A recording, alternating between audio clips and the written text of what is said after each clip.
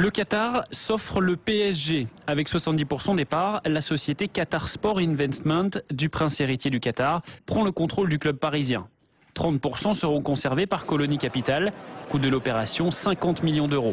Robin Leproux devrait rester président et Antoine Comboiré entraîneur. Le Qatar fait rêver, mais les supporters pourraient vite déchanter car le budget devrait être toujours le même, soit 80 millions d'euros.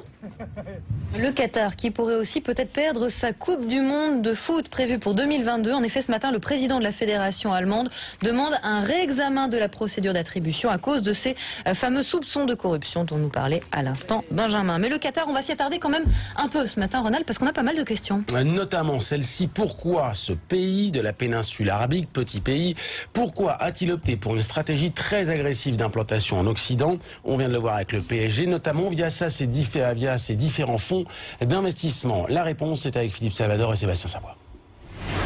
Quoi de mieux que le football pour se faire connaître? Sponsor du Barça, le vainqueur de la Ligue des Champions, organisateur du Mondial 2022, déjà propriétaire d'un club en Espagne, le Qatar jette aujourd'hui son dévolu sur le PSG. Le PSG, ils ont acheté une marque avec un potentiel de développement important effectivement, mais pour moi ils ont acheté avant tout une visibilité mondiale, comme pour le prix de l'Arc.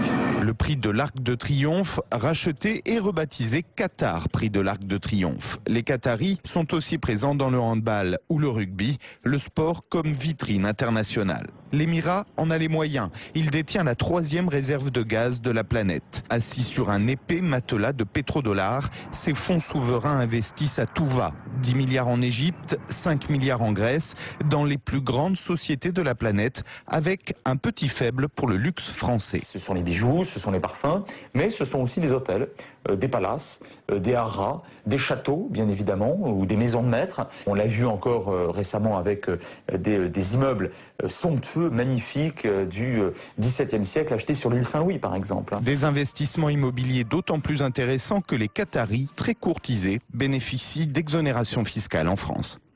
10h27, on trouve Christophe Persson pour la météo.